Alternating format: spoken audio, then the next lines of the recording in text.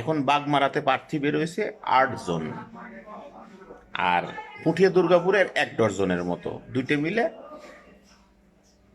20 জন। এই 20টা প্রার্থী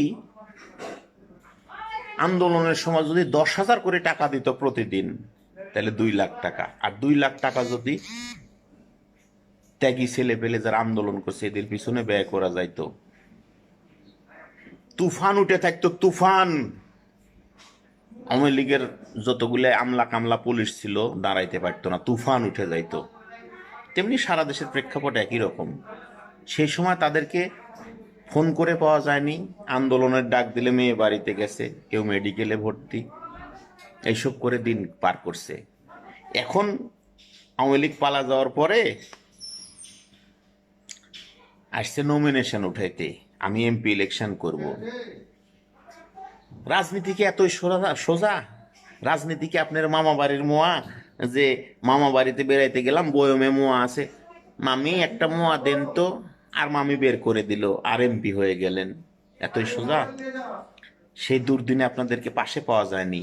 মনে করে দেখেন তো, কোন নেতা জেলে যাওয়ার পরে আপনার বাড়ির খবর নিছে, 10টা টাকা ব্যয় করছে, জেলে যাওয়ার পরে আপনার জামিনের জন্য একদিন কোর্টে আসছে?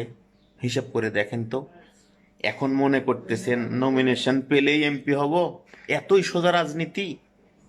এই একটা গেল। আবার একটা নতুন নেতা বেরোয়েছে, আব্দুল সাত্তার, পুঠিয়া দুর্গাপুরে অনেক পোস্টার।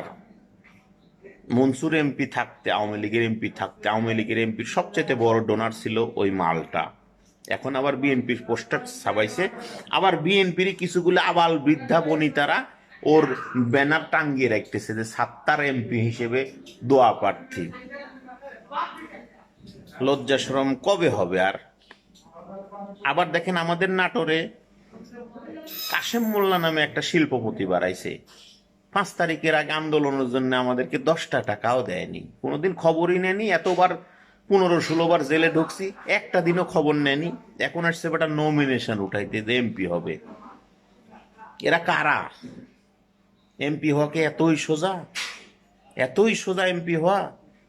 এখন ধানের শীষের নমিনেশন পাইলে এমপি হবে না, আশা বসে আছেন? হবে না মামা, হবে না।